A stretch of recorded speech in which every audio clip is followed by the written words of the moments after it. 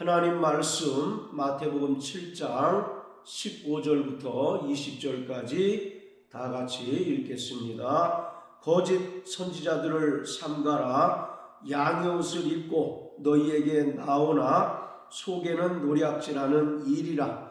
그의 열매로 그들을 알지니 가시나무에서 포도를 또는 엉겅퀴에서 무화과를 따겠느냐. 이와 같이 좋은 나무마다 아름다운 열매를 맺고 못된 나무가 나쁜 열매를 맺나니 좋은 나무가 나쁜 열매를 맺을 수 없고 못된 나무가 아름다운 열매를 맺을 수 없느니라. 아름다운 열매를 맺지 아니하는 나무마다 찍혀 불에 던지우느니라. 이러므로 그의 열매로 그들을 알리라. 아멘. 예수님께서는 거짓 선지자들을 경계하고 그들로부터 미혹당하지 않도록 주의하라고 말씀하셨습니다. 그들은 양의 옷을 입고 우리에게 접근하지만 속에는 노략질하는 일이라고 말씀하셨습니다. 구약에는 수많은 선지자들이 등장을 합니다. 선지자는 하나님께로부터 꿈이나 환상을 통하여 하나님의 말씀을 계시받아 하나님 백성인 이스라엘에게 그 말씀을 전파하고 대언하는 자들을 말합니다. 하나님께서는 구약의 수많은 예언자와 선지자의 입을 의탁하셔서 하나님의 말씀을 전파하셨고 그 예언대로 예수님께서 이 땅에 오셔서 모든 예언을 성취하셨습니다. 예수는 그리스도이십니다. 그리스도라는 말은 기름 부음을 받은 자라는 뜻으로서 구약에서 왕이나 제사장이나 선지자를 임명할 때 그 머리에 올리브 기름을 붓는 것을 말합니다. 예수님께서는 이 땅에 만왕의 왕으로 오셨습니다. 그리고 예수님께서는 멜기세덱의 반차를 따라 영원한 대제사장으로 이 땅에 오신 분이십니다. 그리고 예수님께서는 모세와 같이 참 선지자로 이 땅에 오셨습니다. 예수님께서 요한복음 6장에서 오병이어의 표적을 행했을 때 그것을 본 많은 유대인이 이는 참 모세가 예언한 선지자다라고 말하는 것을 볼 수 있습니다. 신명기 18장 15절에서 모세는 하나님께서 나와 같은 선지자를 세우실 터이니 너희는 그의 말에 순종하라고 말씀하셨는데 그것은 바로 예수 그리스도를 말하는 것입니다.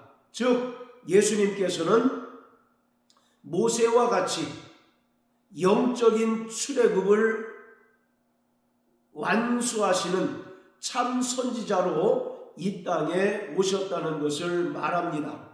그런가 하면 하나님의 형상대로 지음받은 첫사람 아담 또한 상중직을 가지고 있었습니다. 그는 왕으로서 그리고 제사장으로서 선지자의 그 직분을 가진 자였습니다. 하나님께서 지으신 모든 피조물을 다스리도록 위임받은 왕이었었고 또 첫사람 아담은 에덴 동산에서 하나님을 섬기고 또 하나님께 예배하는 제사장이었습니다. 그래서 창세기 2장에 보면 경작하다라고 하는 말이 있는데 이에 해당하는 히브리어가 아바드입니다. 이 아바드라고 하는 것은 두 가지 의미를 가지는데, 첫 번째는 노동하다 또는 경작하다라는 의미입니다. 그리고 또 하나는 하나님께 예배하고 또 제사를 드린다는 의미를 가집니다. 즉 에덴 동산에서 아담이 하던 모든 행위는 노동인 동시에 하나님께 경배하고 하나님을 섬기는 예배의 행위였던 것을 알 수 있습니다. 그리고 첫사람 아담은 모든 피조물에게 하나님의 뜻을 전달하고 하나님의 뜻을 가르치는 선지자의 직분을 맡은 자였습니다. 그래서 로마서 5장 14절은 아담은 오실 자의 표상이다라고 말하고 있습니다. 예수님께서 왕으로서 또 대제사장으로 참 선지자로 이 땅에 오신 것처럼 이 땅에 오실 예수님을 미리 보여준 표상이 바로 아담으로서, 아담 또한 에덴 동산에서 왕으로, 제사장으로, 선지자로 하나님을 섬기고 또 하나님의 사역을 감당했던 존재였습니다. 이처럼 선지자는 하나님께로부터 계시받은 말씀을 하나님의 백성들에게 대언하는 자들입니다. 그렇지만 거짓 선지자들은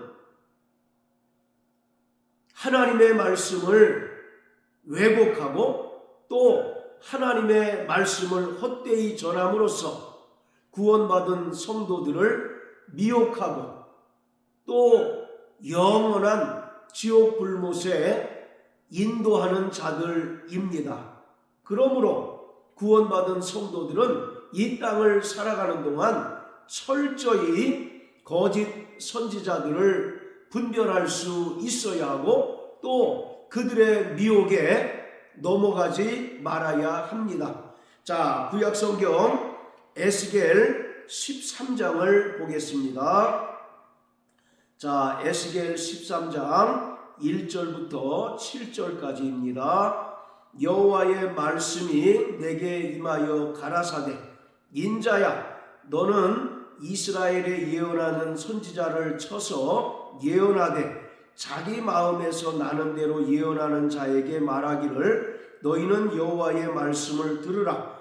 주 여호와의 말씀에 본 것이 없이 자기 심령을 따라 예언하는 우매한 선지자에게 화가 있을진저, 이스라엘아, 너희 선지자들은 황무지에 있는 여우 같으니라. 너희 선지자들이 성 무너진 곳에 올라가지도 아니하였으며 이스라엘 족속을 위하여 여호와의 날에 전쟁을 방비하게 하려고 성벽을 수축하지도 아니하였느니라. 여호와께서 말씀하셨다고 하는 자들이 허탄한 것과 거짓된 점괘를 보며 사람으로 그 말이 굳게 이루기를 바라게 하거니와 여호와가 보낸 자가 아니라.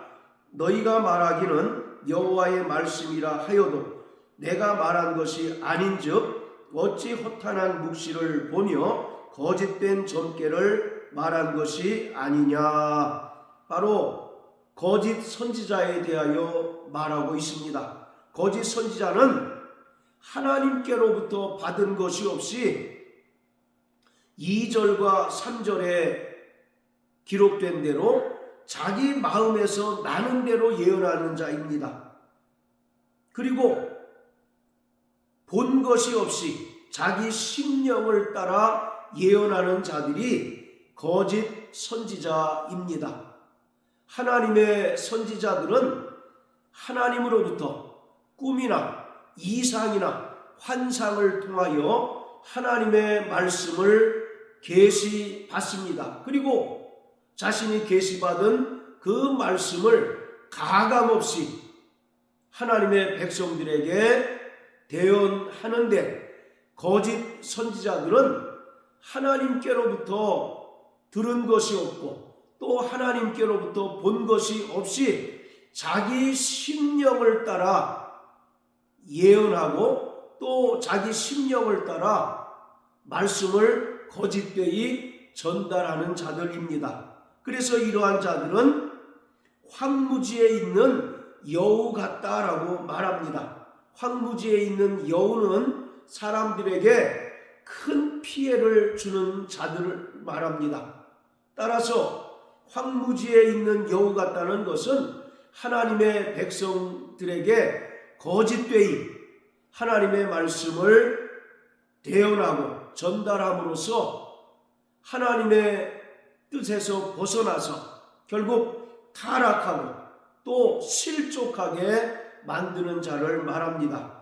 자, 그리고 6절과 7절에도 보면 허탄한 것과 거짓된 점괘를 말함으로써 결국 하나님의 백성들을 실족해 하는 자들이 거짓 선지자들이라고 말합니다. 그래서 예수님께서는 말세를 살아가는 구원받은 성도들에게 거짓 선지자들로부터 미혹당하지 않도록 주의하라고 말씀하셨습니다. 자, 마태복음 24장입니다. 마태복음 24장. 자, 11절입니다. 거짓 선지자가 많이 일어나 많은 사람을 미혹하게 하겠으며. 마태복음 24장 25장은 마태복음에 나타난 계시록입니다. 예수님의 제자들이 예수님께 말세에 나타날 징조에 대해서 예수님께 질문하였을 때 예수님께서 하신 말씀입니다. 그 중에서 11절에는 말세가 되면 거짓 선지자가 많이 일어나 많은 사람들을 미혹할 것이다 라고 말씀하셨습니다. 자, 그리고 23절, 24절 그때에 사람이 너희에게 말하되 보라 그리스도가 여기 있다 혹 저기 있다 하여도 믿지 말라. 거짓 그리스도들과 거짓 선지자들이 일어나 큰 표적과 기사를 보이어 할 수만 있으면 택하신 자들도 미혹하게 하리라. 역시 예수님께서는 말세에 나타날 징조에 대해서 제자들에게 말씀하셨는데 그때에 거짓 그리스도들과 거짓 선지자들이 일어나게 될 것이다 라는 것입니다. 여기서 거짓 그리스도는 바로 적그리스도를 말합니다. 그리고 거짓 선지자는 하나님께로부터 계시받지 않은 자들이 하나님의 말씀을 왜곡되이 전파하고 가르침으로써 성도들을 미혹해 하는 자들입니다. 이러한 자들이 큰 표적과 기사를 보이어 할 수만 있으면 택하신 자들도 미혹하게 된다라고 말합니다. 자, 또 요한계시록 13장을 다 같이 보시겠습니다. 요한계시록 13장. 자, 이 요한계시록 13장을 보면 두 마리의 짐승이 등장하는 것을 볼 수 있습니다. 자, 1절부터 3절까지 읽겠습니다. 내가 보니 바다에서 한 짐승이 나오는데 뿔이 10이요 머리가 7이라 그 뿔에는 10면류관이 있고 그 머리들에는 참남된 이름들이 있더라. 내가 본 짐승은 표범과 비슷하고 그 발은 곰의 발 같고 그 입은 사자의 입 같은데 용이 자기의 능력과 보좌와 큰 권세를 그에게 주었더라. 그의 머리 하나가 상하여 죽게 된 것 같더니 그 죽게 되었던 상처가 나음에 온 땅이 이상히 여겨 짐승을 따르고. 자, 요한계시록 13장에 나타나는 두 마리 짐승 중에 첫 번째 짐승으로서 바다에서 한 짐승이 나옵니다. 여기서 이 바다라고 하는 것은 우리가 보는 동해바다, 서해바다 이것을 말하는 것이 아니라 악의 온상지를 말합니다. 악의 본산지를 말하고 있는 것입니다. 그래서 바다에서 한 짐승이 나오는데 우리 보기에는 참으로 기괴한 모습을 하고 있는데 이것은 바로 적그리스도의 모습을 상징적으로 표현하고 있습니다. 말세에 거짓 그리스도, 즉 적그리스도가 나타나서 세상의 모든 권세를 가지고 성도들을 핍박하고 또 성도들을 죽이게 할 것이다 라고 말씀합니다. 바로 이 적그리스도의 권세는 용으로부터 주어진 것입니다. 비록 마귀는 예수님의 십자가 죽음과 부활로 말미암아 결박당한 상태이지만 자기의 권세를 적그리스도와 또 거짓 선지자들에게 줌으로써 이제 말세에 적그리스도가 나타나서 성도들을 핍박하고 또 성도들과 싸워 성도들을 죽이는 일들을 하게 됩니다. 그래서 13장 1절부터 10절까지는 거짓 그리스도들, 즉 적그리스도에 대하여 말하고 있습니다. 자, 7절에 보면 적그리스도가 권세를 받아서 성도들과 싸워 이기게 된다라고 말씀하고 있습니다. 자, 그리고 11절부터는 바로 또 한 마리의 짐승에 대하여 설명하고 있는데 이는 거짓 선지자들을 말합니다. 13장 1절에서 등장하는 적그리스도가 바다에서 나타나지만 거짓 선지자는 땅에서 올라오게 된다라고 말합니다.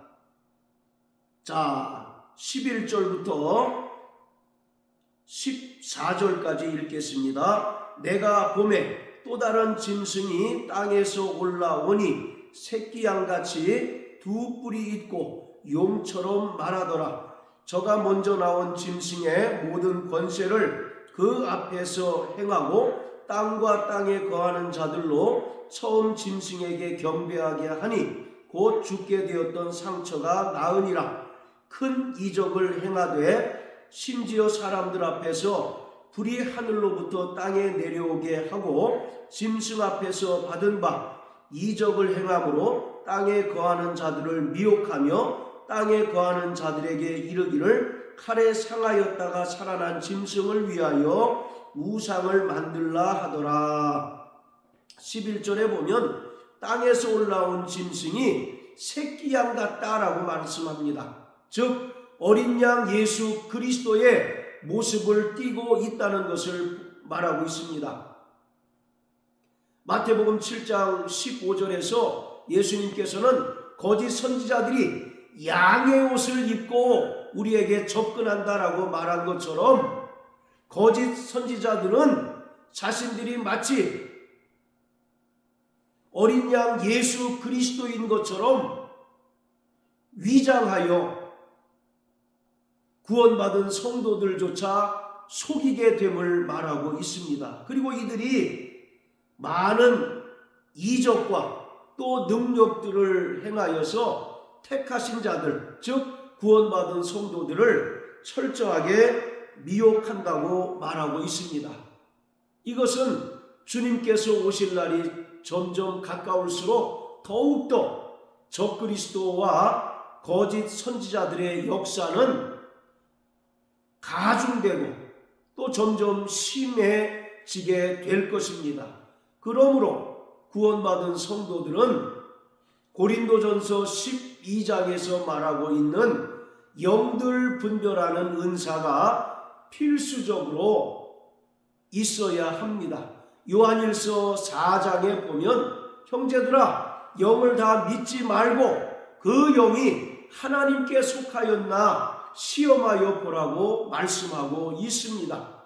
그러므로 말세를 살아가는 구원받은 성도들은 더욱더 철저히 진리 위에 굳건히 서서 참과 거짓을 분별할 수 있어야 합니다. 그러기 위해서는 성령 하나님께서 주시는 그 은사 가운데 특별히 영들 분별의 은사가 있어야 합니다.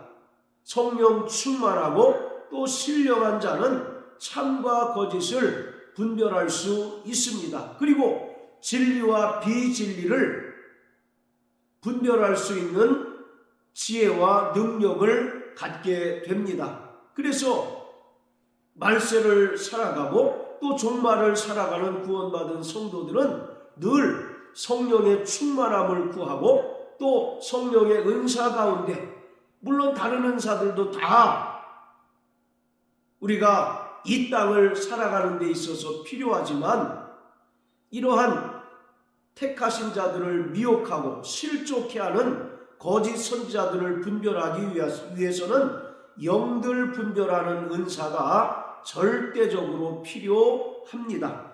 오늘 본문을 통해서 예수님께서는 거짓 선지자들을 분별할 수 있는 방법을 말씀하십니다. 바로 그들의 열매를 통하여 그들을 안다라고 말합니다. 여기서 열매라고 하는 것은 행위를 말하고 있습니다. 말은 화려하고 말은 번지르르 하지만 그 말대로 실천하지 않는 자가 거짓 선지자라고 예수님께서는 분명히 말씀하고 있습니다. 이런 의미에서 마태복음 5장 17절에서 서기관과 바리새인들 역시 예수님 보시기에는 거짓 선지자의 범주에 들어가는 자들입니다. 그들은 자신도 천국에 들어가려 하지 않고 또 천국에 들어가려 하는 자들 역시 막는 자들입니다. 왜냐하면 예수님께서는 오직 하나님께서 독생자 예수 그리스도를 통하여 베풀어 주신 그 은혜로 구원받고 또 그 은혜로 천국을 갈 수 있다고 전파하셨건만 그들은 그 은혜와 또 복음을 거부한 채로 오직 자기의 행위와 또 율법의 의로 얼마든지 구원받을 수 있다고 가르치고 그렇게 몸소 행하니 이들 역시 예수님께서 말하는 거짓 선지자들의 범주에 해당이 되는 겁니다. 그들을 따라서 은혜를 저버리고 자기 행위로 거룩해지려고 하고 또 자기 행위로 의로워지려고 하는 자 역시 천국에 들어갈 수 없기 때문에 이들 역시 하나님의 백성들을 미혹하는 거짓 선지자에 해당한다고 말할 수 있습니다. 구원받은 성도들은 철저히 진리 위에 굳게 서야 합니다. 성령은 진리의 영이십니다. 예수님께서 또 다른 보혜사이신 성령을 보내주실 것을 말씀하시면서 저는 진리의 영이라 너희를 진리 가운데로 인도하고 내가 너희에게 이른 말을 기억나게 하고 생각나게 하고 가르치시며 또 장래일을 알게 하신다라고 말씀하고 있습니다. 그러므로 구원받은 성도들은 성령을 통하여 날마다 진리로 인도함을 받는 자들이 되어야 합니다. 적그리스도와 거짓 선지자들이 많이 이제 나타나서 할 수만 있으면 택하신 성도들을 미혹하여 실족해 하여 믿음에서 떠나게 만드는 일들이 이제는 너무나 공공연하게 나타나고 있는 것이 오늘의 현실입니다. 초대교회 당시에도 거짓 선지자요 또 적그리스도들인 영지주의자들이 나타나서 성도들을 미혹하여 믿음에서 실족해 만들었습니다. 그래서 요한복음과 요한 1, 2서는 이러한 영지주의자들의 그 거짓된 가르침을 폭로하고 성도들로 하여금 건강한 믿음을 갖도록 하기 위하여 기록되었습니다. 그러므로 사랑하는 성도 여러분, 날마다 진리의 영이신 성령의 인도함을 받게 되시길 주의 이름으로 축복합니다. 그리고 우리가 더욱더 진리 위에 굳건히 서서 진리를 통하여 또 성령께서 주시는 그 영들 분별하는 은사를 통하여 참과 거짓을 분별하고